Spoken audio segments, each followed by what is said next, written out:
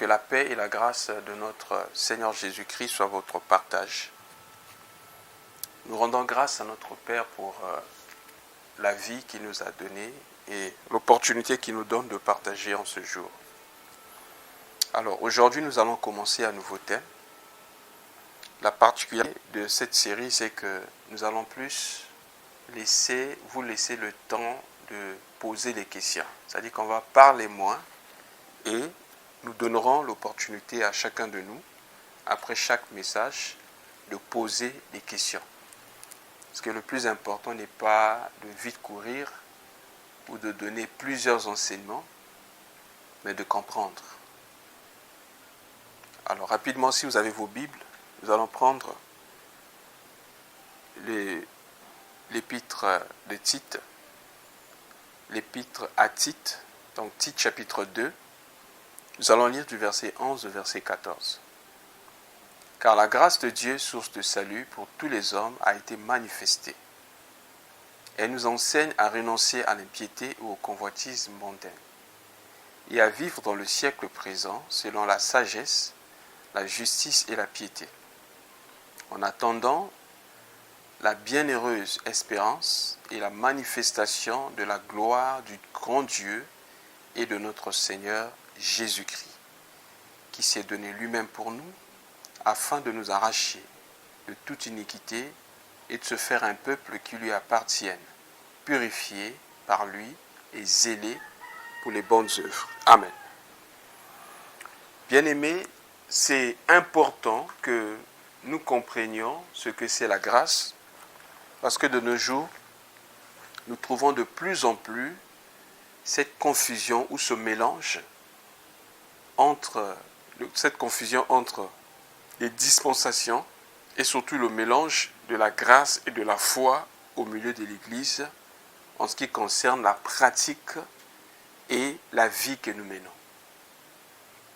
Vous savez déjà dans les Écritures, quand vous lisez dans l'Ombre, comme Moïse, disons Dieu parlait par Moïse en demandant aux enfants d'Israël de s'aimer les récoltes, il disait par exemple que vous ne sèmerez pas deux types de récoltes dans un même champ. Ah, la Bible dit que nous sommes le champ de Dieu. Ça veut dire quoi? La grâce et la loi ne peuvent pas marcher ensemble. Soit nous vivons par la grâce ou nous vivons par la loi.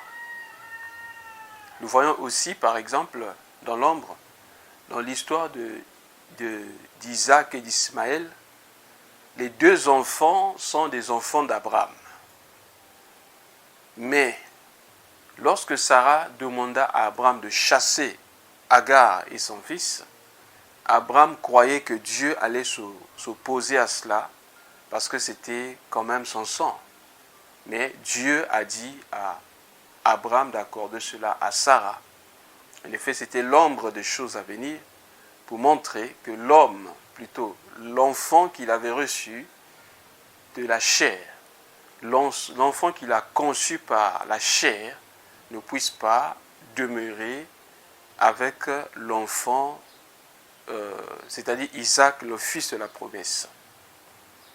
Donc c'était pour montrer que la loi et la grâce ne peuvent pas marcher ensemble. La loi est bonne, mais la loi n'a pas emmené l'homme à la perfection. Et l'apôtre Paul a écrit plusieurs fois, il dit par exemple que la loi était donnée comme un pédagogue, comme un enseignant, afin de nous conduire à la grâce. Et Jean écrit dans Jean chapitre 1, je crois que c'est le verset 17, que la loi est venue par Moïse, la grâce et la vérité sont venues par Jésus-Christ. C'est quoi la grâce? Souvent, la grâce a été définie comme un bien ou une faveur imméritée que nous recevons par de Dieu. Mais si nous nous arrêtons seulement à ce niveau, bien aimés, nous avons tapé à côté parce que la parole de Dieu nous présente plus que ça. Nous lisons par exemple dans Romains chapitre 14, verset 6, que si maintenant nous sommes sous la grâce, le péché ne dominera pas sur nous. Car nous ne sommes plus sous la loi, mais sous la grâce. Donc, si la loi a révélé à l'homme qu'il était pécheur, la grâce est venue pour donner à l'homme la capacité de vivre au-dessus du péché.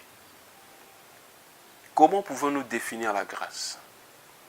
La grâce, premièrement, c'est la force que Dieu donne à l'homme pour venir à lui. Car il est aussi écrit que la grâce de Dieu, comme on vient de lire ici, c'est la source du salut. Notre salut vient par la grâce. Ainsi, il est écrit que nous sommes sauvés par la grâce au moyen de la foi. C'est par la grâce que nous sommes sauvés, afin que personne ne puisse s'en glorifier. C'est-à-dire, ce n'est pas par les efforts que nous avions reçu le salut, mais c'est la grâce de Dieu. Donc la grâce de Dieu se révèle comme la main que Dieu tend vers l'homme afin de l'aider. Mais pour que le salut soit complet, nous devons tendre notre main vers Dieu pour recevoir cette grâce. Ainsi la foi vient, notre salut vient de la grâce, mais au moyen de la foi. La grâce, c'est la part de Dieu, et la foi, c'est notre part. Dieu nous a tendu sa main de grâce, mais nous devons tendre notre main pour croire en ce que Dieu a fait en Christ, bien-aimé, afin que nous puissions recevoir ce salut. De nos jours, souvent, la grâce a été mal prêchée, et du coup, nous trouvons comme une grâce déformée. C'est-à-dire, le Dieu de grâce pardonne toujours. On pense que la grâce est une licence pour le péché. Non, la grâce n'est pas une licence pour le péché, mais bien aimé, la grâce est la force que Dieu a donnée afin que l'homme soit capable de surmonter le péché. Paul a reconnu la puissance de la chair en lui en disant par exemple que le bien que je veux faire, je ne le fais pas. Je fais toujours le mal que je ne veux pas. Il dit, je comprends que dedans de moi, il y a une loi qui combat la loi de mon entendement. De telle sorte que je fasse toujours ce que je ne veux pas. Après, à la fin, il dit, gloire à Dieu, j'ai été sauvé et je suis délivré par Jésus-Christ. Or, Christ apporte la grâce. C'est ça, la grâce, bien-aimée, qui est la puissance qui emmène la délivrance. Et Pierre écrit, croissez dans la grâce. Nous comprenons que par là, que la grâce devient, bien-aimé, l'atmosphère. Bien-aimé, un lieu dans lequel nous devons croître afin de savoir attendre Jésus-Christ. En effet, l'évangile de grâce ne dit pas seulement que Dieu pardonne, mais l'évangile de grâce dit aussi que nous devons rester loin du péché et attendre le retour du Seigneur Jésus-Christ. Donc, bien-aimé, ça c'était plus ou moins l'introduction et pendant notre balade, nous allons essayer de voir à la lumière des Écritures ce que c'est la grâce, comment vivre sous la grâce, comment vivre dans la grâce, comment expérimenter la grâce de Dieu. Parce que quelque part aussi l'apôtre Paul écrit que vous avez entendu la grâce et vous avez reçu la grâce. Dans la grâce, il faut l'entendre. Comprenons que la grâce là devient un message. Le message de la grâce. C'est la grâce qui nous libère de l'esclavage de la loi et qui nous donne la capacité de rentrer librement auprès de Dieu. Ainsi, l'apôtre Paul écrit « Approchez-vous du trône de la grâce ». Donc, bien aimé, il y a plusieurs trônes. Lorsqu'on s'approche du trône de la grâce, devant, bien aimé, ce trône, nous venons recevoir d'auprès de Dieu ce que nous ne méritons pas.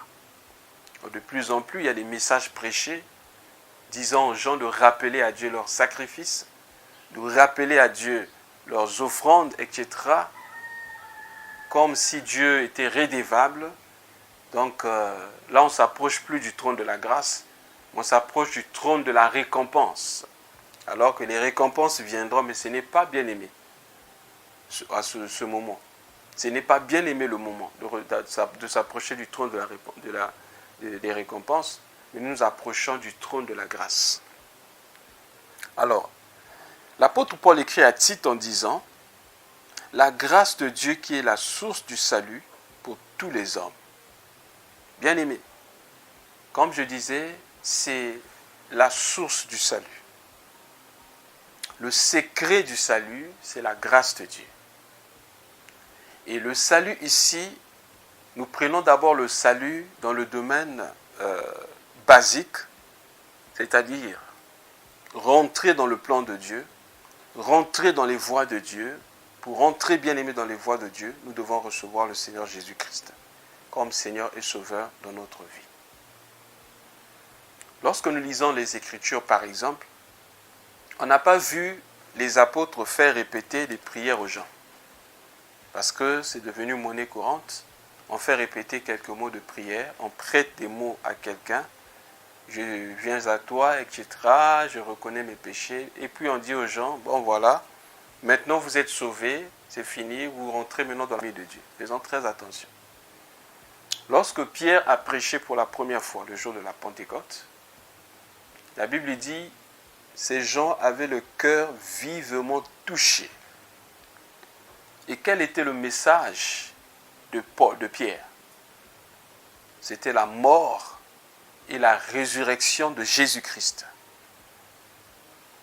Bien-aimés, c'est ça le message de la grâce. C'est ça le message de l'évangile. L'apôtre Paul, en effet, a défini ce que c'est l'évangile. Nous verrons ça peut-être plus tard, mais lisons ça quand même dans 1 Corinthiens chapitre 15, ce que l'apôtre appelle son évangile. Lisons 1 Corinthiens chapitre 15, on peut d'abord lire du premier verset jusqu'au verset 4. Je vous rappelle, frères, que l'évangile que je vous ai annoncé, que vous avez reçu, dans lequel vous avez persévéré et par lequel vous êtes sauvés. Si du moins vous le retenez tel que je vous l'ai annoncé, autrement vous aurez cru en vain. Je vous ai enseigné avant tout, comme je l'avais aussi reçu, que Christ est mort pour vos péchés, selon les Écritures, qu'il a été enseveli et qu'il est ressuscité le troisième jour selon les Écritures. Alors, qu'est-ce que l'Évangile? L'Évangile, c'est le message de la mort de Jésus-Christ pour nos péchés. L'Évangile, c'est l'enseignement de l'ensevelissement et l'Évangile, c'est le message de la résurrection. Frères, lorsqu'on parle de la mort de Christ, cela parle aussi de notre mort. Il est écrit, nous sommes morts avec lui afin que nous soyons aussi ressuscités avec lui.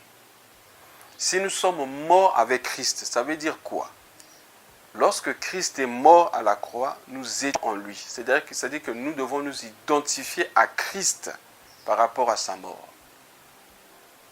Mourir avec Christ signifie être totalement mort par rapport au monde. Parce que c'est un acte qui s'est passé il y a 2000 ans. Mais en s'identifiant à sa mort, bien aimé, nous acceptons de mourir par rapport aux valeurs, au système de valeurs du siècle présent. C'est ça, frère. Donc, mort avec Christ, bien aimé, nous sommes morts pour le monde et le monde est mort pour nous. Ça veut dire quoi? Tout ce qui est du système du siècle présent ne peut plus nous attirer. Je continue.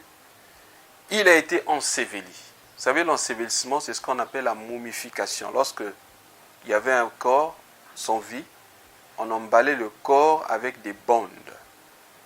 L'ensevelissement pour nous, parce que lorsqu'on ensevelit un corps, le corps ne bouge plus. Le corps est à la merci de ceux qui le soulèvent. Ça veut dire quoi? L'ensevelissement pour nous, c'est l'abandon total entre les mains de Dieu. Donc le message de la grâce parle de l'abandon total entre les mains de Dieu. Ça veut dire quoi? On ne fait plus confiance à nos propres efforts. On devient faible afin de recevoir la force qui vient de Dieu. Nous avons un exemple classique dans Jean chapitre 21, quand le Seigneur Jésus est ressuscité, il est venu vers les disciples. Après avoir dit 3 fois à Pierre, m'aimes-tu? Ensuite, paie mes brebis. Il a dit à Pierre, quand tu étais jeune, tu portais toi-même ta ceinture, tu t'habillais toi-même, tu étais fort, tu faisais tout ce que tu voulais. Mais il y aura un moment où tu seras vieux. Quand tu seras vieux, tu verras qu'un autre te ceindra et t'emmènera là où tu ne voudras pas. Frère, le message de la grâce signifie dépendre totalement de Dieu, ne plus faire sa propre volonté. Demeurer en Dieu, marcher en Dieu et faire ce que Dieu veut et aller là où Dieu veut que nous allions. Au détriment de nos émotions, de nos choix, etc. C'est l'abandon total entre les mains de Dieu. Et c'est une grande bénédiction que de s'abandonner entre les mains de Dieu. Car David a dit, il a reconnu cela, l'Éternel est mon berger, je ne manquerai de rien. Ceux qui s'abandonnent et abandonnent tout entre les mains de Dieu, ils reçoivent tout d'auprès de Dieu et ils marchent avec sûreté. Il dit, il me conduit vers les eaux paisibles. Lorsqu'on s'abandonne entre les mains de Dieu, nous savons que Dieu nous conduit vers les eaux paisibles. Un lieu où nous allons trouver, bien aimé, la paix pour notre âme, la paix pour nos consciences. Il dit, même si je traverse la vallée de l'ombre de la mort, eh bien, la marche avec Dieu, ce n'est pas, bien aimé, une marche où les choses iront toujours de la manière dont nous nous attendons. Il y aura des hauts et des bas par rapport à l'extérieur. Mais au-dedans de nous, il y aura toujours la paix intérieure qui va nous garder sur le chemin afin que nous progressions. Même si je passe par la vallée de l'ombre de la mort, ça ne sera que l'ombre, ça ne pourra pas nous tuer. Je vais dire ceci. Si tu as les promesses de Dieu dans ta vie, quel que soit ce par quoi tu passes, tu ne mourras pas jusqu'à ce que Dieu ait accompli ce qu'il a promis sur toi, sur cette terre. Mais arrange-toi à être toujours en Dieu et à faire toujours sa volonté. Même si je passe par la vallée de l'ombre de la mort, je ne crains aucun mal, parce que je sais que tu es avec moi. Le message de la grâce, c'est le message qui enseigne que Dieu sera toujours avec nous. Aussi longtemps que nous sommes en Dieu, même si nous rencontrons la tempête, même si nous rencontrons l'adversité, nous savons que Dieu est avec nous. C'est pourquoi je n'ai pas besoin des signes extérieurs ou encore de sentir quelque chose pour que je sache que Dieu est avec moi. Parce qu'il y a un message comme ça où on parle de la reconnaissance de la présence de Dieu par des manifestations extérieures. Lorsqu'on marche par la grâce, bien-aimée dans le Seigneur, c'est aussi marcher par la foi. On n'a plus besoin, bien-aimé, de marcher par la vue, de voir des signes extérieurs ou encore de comment nous nous sentons à l'intérieur. Bien-aimé, non. C'est ce que nous savons qui nous conduit. Ce n'est pas ce que nous écoutons, ce que nous voyons, mais ce que nous savons. Je sais qu'il est avec moi et il a dit, je ne t'abandonnerai point et je ne te délaisserai jamais. Même si je passe par des moments difficiles, même si je passe par la galère, je sais que cela ne justifie pas l'absence de Dieu. Ou même si je prie et que je ne reçoive pas la réponse, cela ne justifie pas l'absence de Dieu. Parce que je sais qu'il est avec moi. Donc vivre dans la grâce, c'est vivre en étant conscient que Dieu est avec moi. Troisièmement, par rapport à l'évangile, le message de la grâce enseigne la résurrection. La résurrection, c'est quoi? Paul dit, nous avons été ressuscités avec lui. Il parle de cela au passé. Ça veut dire quoi? C'est une nouveauté de vie. La grâce ne signifie pas seulement être pardonné et puis c'est fini. Non. Quand tu es pardonné, tu es sauvé. Il faut que les signes de ta marche, de ta repentance, de ta conversion soient visibles. On doit voir les fruits dignes de repentance en toi. Vous vous souvenez, les enfants d'Israël, dès qu'ils sont sortis de l'Égypte, ils ont célébré la Pâque. Vous savez, la Pâque, c'est l'image de la marche de la sanctification, car Paul écrit que nous devons célébrer Christ qui est notre Pâque, non pas avec le levain du péché, ni de la malice, mais bien aimé dans la sanctification. Donc après le salut, comment reconnaît-on que nous sommes sauvés? Bien aimé, c'est lorsque nous marchons dans la sainteté. Dieu a dit à Moïse, tu feras sortir ce peuple de l'Égypte et ils viendront. Il dit, voici le signe. Écoutez bien. Moïse, il dit, moi, je vais faire sortir ce peuple. Si on me demande, comment sauront-ils que c'est toi? Il dit, voici le signe que c'est moi qui t'envoie. Quand tu feras sortir ce peuple de l'Égypte, vous viendrez me servir sur cette montagne. La montagne, là, c'est bien aimé, c'est le lieu de la sanctification. Comment savoir que tu as été sauvé par Dieu? C'est lorsque tu te trouves en Christ et sur cette montagne de sainteté, en marchant en nouveauté de vie. comme celui qui a été ressuscité des morts. Que Dieu te bénisse. Nous continuerons prochainement si le Seigneur le permet. Amen.